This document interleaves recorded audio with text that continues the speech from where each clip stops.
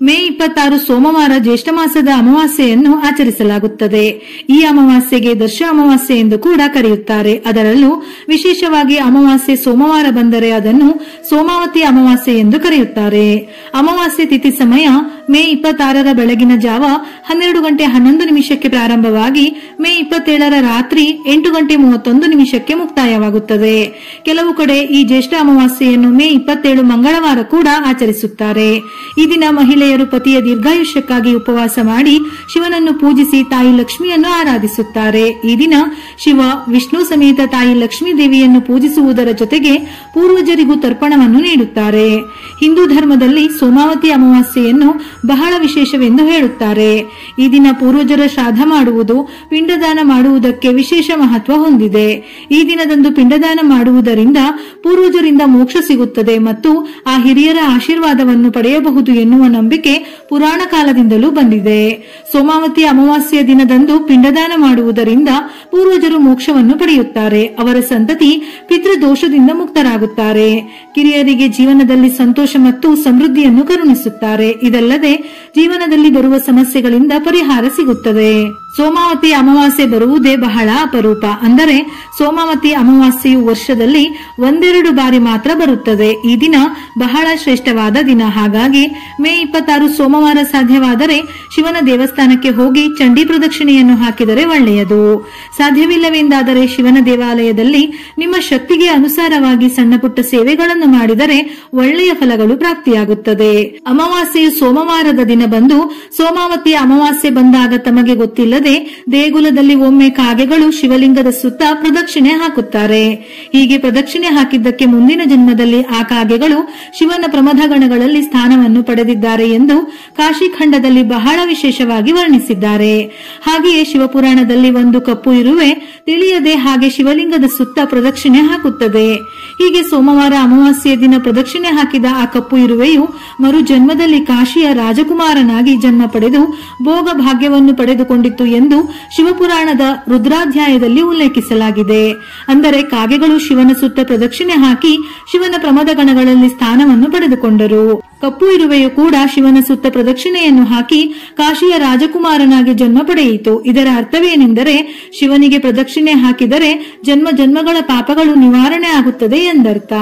ನಮ್ಮಲ್ಲಿರುವ ಕೆಲವೊಂದು ದೋಷಗಳು ಕಳೆದು ಧನ ಸಂಪತ್ತು ಸುಖ ಸಂತೋಷ ಸಮೃದ್ಧಿಯಾಗಲು ಶ್ರದ್ಧಾ ಭಕ್ತಿಯಿಂದ ಸೋಮಾವತಿ ಅಮಾವಾಸ್ಯೆ ದಿನ ದಾನದ ರೂಪದಲ್ಲಿ ಕೆಲವೊಂದು ವಸ್ತುಗಳನ್ನು ನೀಡುವುದು ನಮ್ಮ ಹಿಂದೂ ಧರ್ಮದ ಸಂಪ್ರದಾಯ. ಪಿತೃದೋಷ ಮತ್ತು ಶಾಪಗಳ ನಿವಾರಣೆಗೆ ಸೋಮಾವತಿ ಅಮಾವಾಸ್ಯೆ ಎಂದು ಬಟ್ಟೆಗಳನ್ನು ಕಪ್ಪು ಎಳ್ಳನ್ನು ದಾನ ಮಾಡಿ. ಈ ಬಗ್ಗೆ ಗರುಡ ಪುರಾಣದಲ್ಲಿಯೂ ವಿವರಣೆ ನೀಡಲಾಗಿದೆ. ಜ್ಯೋತಿಷ್ಯ ಶಾಸ್ತ್ರದ ಪ್ರಕಾರ ವ್ಯಕ್ತಿಯ ಜಾತಕದಲ್ಲಿ ಎಲ್ಲಾ ಗ್ರಹಗಳು ರಾಹು ಮತ್ತು ಕೇತುಗಳ ನಡುವೆ ಬಂದಾಗ ಕಾಳಸರ್ಪ ದೋಷವು ರೂಪುಗೊಳ್ಳುತ್ತದೆ. ಕಾಳಸರ್ಪ ದೋಷದಿಂದಾಗಿ ವ್ಯಕ್ತಿಯು ಜೀವನದಲ್ಲಿ ಅನೇಕ ತೊಂದರೆಗಳನ್ನು ಎದುರಿಸಬೇಕಾಗುತ್ತದೆ. ನಾನಾ ರೀತಿಯ ಸಮಸ್ಯೆ ಸಂಕಷ್ಟಗಳನ್ನು ಎದುರಿಸಬೇಕಾಗುತ್ತದೆ.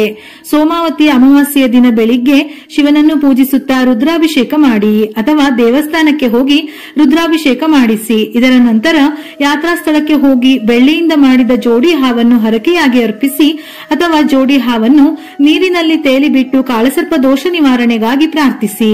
ಹೀಗೆ ಮಾಡುವುದರಿಂದ ಕಾಳಸರ್ಪ ದೋಷ ನಿವಾರಣೆಯಾಗುವುದಲ್ಲದೆ ಸಂಪತ್ತು ವೃದ್ಧಿಯಾಗುತ್ತದೆ. ಬೆಳ್ಳಿಯ ನಾಗರನ್ನು ಖರೀದಿಸಲು ಪ್ರತಿಯೊಬ್ಬರಿಗೂ ಸಾಧ್ಯವಿಲ್ಲ. ಹಾಗಾಗಿ ಈ ದೋಷವನ್ನು ಹೋಗಲಾಡಿಸಲು ಅಮಾವಾಸ್ಯೆಯ ಶುಭ ದಿನದಂದು ಶಿವನ ಆರಾಧನೆಯನ್ನು ಮಾಡಬೇಕು. ಈ ದಿನ ಮಹಾದೇವನಿಗೆ ಹಾಲು ಗಂಗಾಜಲ ಇತ್ಯಾದಿಗಳಿಂದ ಅಭಿಷೇಕ ಮಾಡಿ ಶಂಕರನಿಗೆ ನೈವೇದ್ಯವನ್ನು ಅರ್ಪಿಸಿ ಆರತಿ ಮಾಡಿ ಪೂಜೆ ನೆರವೇರಿಸಬೇಕು. ಶಿವನ ಆರಾಧನೆಯಿಂದ ಕಾಳಸರ್ಪ ದೋಷದಿಂದ ಮುಕ್ತಿ ಪಡೆಯಬಹುದು. ನಾಳೆಯ ದಿನ ಮನೆಯ ಮಹಿಳೆಯರು ಅರಳಿ ಮರಕ್ಕೆ ಪ್ರದಕ್ಷಿಣೆ ಹಾಕಬೇಕು. ಇದರಿಂದ ಮನೆ ಮತ್ತು ಕುಟುಂಬದ ಸದಸ್ಯರಿಗೆ ಒಳ್ಳೆಯದಾಗುತ್ತದೆ.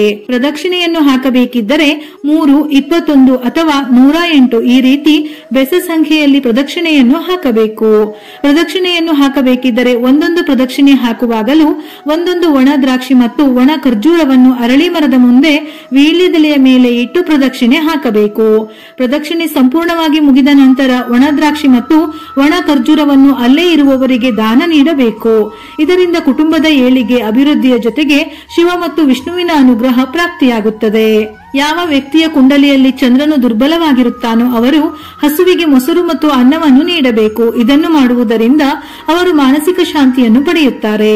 ಸೋಮಾವತಿ ಅಮಾವಾಸ್ಯೆಯ ದಿನ ಸೂರ್ಯ ದೇವನಿಗೆ ನೀರು ನೀಡುವುದರಿಂದ ಬಡತನ ದೂರವಾಗುತ್ತದೆ. ಅಂದರೆ ಈ ದಿನ ನೀವು ಸೂರ್ಯ ದೇವನಿಗೆ ಅರ್ಘ್ಯವನ್ನು ಅರ್ಪಿಸಬೇಕು. ಅರಳಿ ಮರದ ಮೂಲದಲ್ಲಿ ಭಗವಾನ್ ವಿಷ್ಣು, ಕಾಂಡದಲ್ಲಿ ಶಿವನು ಮತ್ತು ಅಗ್ರಭಾಗದಲ್ಲಿ ಬ್ರಹ್ಮದೇವನು ನೆಲೆಸಿದ್ದಾರೆಂದು ಹೇಳುತ್ತಾರೆ. ಹಾಗಾಗಿ ಈ ದಿನ ಅರಳಿ ಮರವನ್ನು ಪೂಜಿಸುವುದರಿಂದ ಅದೃಷ್ಟ ಒಲಿಯುತ್ತದೆ. ಹಾಗಾಗಿ ಅರಳಿ ಮರಕ್ಕೆ ಸಾಸಿವೆ ಎಣ್ಣೆ ಅಥವಾ ತುಪ್ಪದಿಂದ ದೀಪ ಬೆಳಗಿ ಪ್ರದಕ್ಷಿಣೆ ಹಾಕಿದರೆ ಶ್ರೇಷ್ಠ. ಅಮಾವಾಸ್ಯೆಯ ದಿನ ತಾಯಿ ಲಕ್ಷ್ಮೀ ಪೂಜೆ ಮಾಡುವುದು ತುಂಬಾ ಶ್ರೇಷ್ಠ. ಯಾರು ಈ ದಿನ ಶ್ರದ್ಧಾ ಭಕ್ತಿಯಿಂದ ಅಮಾವಾಸ್ಯೆ ಲಕ್ಷ್ಮೀ ಪೂಜೆ ಮಾಡುತ್ತಾರೋ ಅಂತವರಿಗೆ ತಾಯಿ ಲಕ್ಷ್ಮಿ ಅನುಗ್ರಹಿಸುತ್ತಾಳಂತೆ. ಈ ದಿನ ಪಾರ್ವತಿ ದೇವಿಯನ್ನು ಪೂಜಿಸುವುದು ಕೂಡ ಶ್ರೇಷ್ಠ. ನಾಳೆ ಸಂಜೆ ಈಶಾನ್ಯ ದಿಕ್ಕಿನಲ್ಲಿ ದೀಪವನ್ನು ಬೆಳಗಿಸಿ. ದೀಪಕ್ಕೆ ಲವಂಗವನ್ನು ಸೇರಿಸಿ ದೀಪ ಬೆಳಗಿ. ಲಕ್ಷ್ಮೀ ದೇವಿಯ ಕೃಪೆಯಿಂದ ಸಂಪತ್ತು ವೃದ್ಧಿಯಾಗುತ್ತದೆ. ಸಂಪತ್ತಿನ ಅಧಿದೇವತೆಯಾದ ಲಕ್ಷ್ಮಿಯ ಪ್ರತಿರೂಪವಾದ ಕಲ್ಲು ಉಪ್ಪನ್ನು ನಾಳೆಯ ದಿನ ಖರೀದಿಸಿದರೆ ಅದೃಷ್ಟ. ಅದರಲ್ಲೂ ಸೋಮಾವತಿ ಅಮಾವಾಸ್ಯೆ ದಿನ ಉಪ್ಪು ಖರೀದಿಸಿದರೆ ಬಹಳ ಶ್ರೇಷ್ಠ. ಸಂಜೆಯ ಸಮಯದಲ್ಲಿ ದೇವರ ಮನೆಯಲ್ಲಿ 5 ಬತ್ತಿಗಳಿರುವ ತುಪ್ಪದ ದೀಪವನ್ನು ಬೆಳಗಿಸಿದರೆ ನಿಮ್ಮ ಕುಟುಂಬದಲ್ಲಿನ ಎಲ್ಲಾ ತೊಂದರೆಗಳು ದೂರವಾಗುತ್ತವೆ. ನಿಮ್ಮ ಮನೆಗೆ ಅಷ್ಟ ಐಶ್ವರ್ಯ ಸಿದ್ಧಿಸುತ್ತದೆ. ಸೋಮಾವತಿ ಅಮಾವಾಸ್ಯೆಯ ದಿನ ವಿಶೇಷವಾಗಿ ಸಂಜೆ ಸಮಯದಲ್ಲಿ ಮನೆಯ ಮುಖ್ಯ ಬಾಗಿಲಿಗೆ ಅರಿಶಿನದ ನೀರನ್ನು ಸಿಂಪಡಿಸಿ ರಂಗೋಲಿ ಹಾಕಿ ಅರಿಶಿನ ಕುಂಕುಮ ಹೂವನ್ನು ಇಟ್ಟು ಮನೆ ಬಾಗಿಲಿನ ಮುಂದೆ ದೀಪಗಳನ್ನು ಹಚ್ಚಿದರೆ ನಿಮ್ಮ ಮನೆಯಲ್ಲಿ ಧನಲಕ್ಷ್ಮಿ ಬೆಳಗುತ್ತಾಳೆ. ನಂತರ ತುಳಸಿ ಕಟ್ಟೆಯ ಹತ್ತಿರ ದೀಪವನ್ನು ಹಚ್ಚಿ ಪ್ರದಕ್ಷಿಣೆಯನ್ನು ಮಾಡಿದರೆ ಇದರಿಂದ ನಿಮ್ಮ ಮನೆಗೆ ಸಂಪತ್ತು ಲಭಿಸುತ್ತದೆ. ಅಮಾವಾಸ್ಯೆಯ ದಿನ ಲಕ್ಷ್ಮೀ ದೇವಿಯನ್ನು ಪೂಜಿಸುವುದರಿಂದ ನೀವು ಶಾಶ್ವತವಾಗಿ ಲಕ್ಷ್ಮಿಯ ಅನುಗ್ರಹ ಪಡೆದುಕೊಳ್ಳುವುದರ ಜೊತೆಗೆ ಶ್ರೀಮಂತರಾಗುತ್ತೀರಿ. ಇದರ ಜೊತೆಯಲ್ಲಿ ವಿಷ್ಣು ಸಮೇತ ತಾಯಿ ಲಕ್ಷ್ಮಿಯು ಸಂತೃಪ್ತರಾಗಿ ಅನುಗ್ರಹಿಸುತ್ತಾರೆ. ವಿಡಿಯೋ ಇಷ್ಟ ಆಗಿದ್ದಲ್ಲಿ ಮರೆಯದೆ ಲೈಕ್ ಕೊಟ್ಟು ನಿಮ್ಮವರಿಗೆ ಶೇರ್ ಮಾಡಿ. ಉಪಯುಕ್ತ ಮಾಹಿತಿಯೊಂದಿಗೆ ಮತ್ತೆ ಭೇಟಿಯಾಗೋಣ.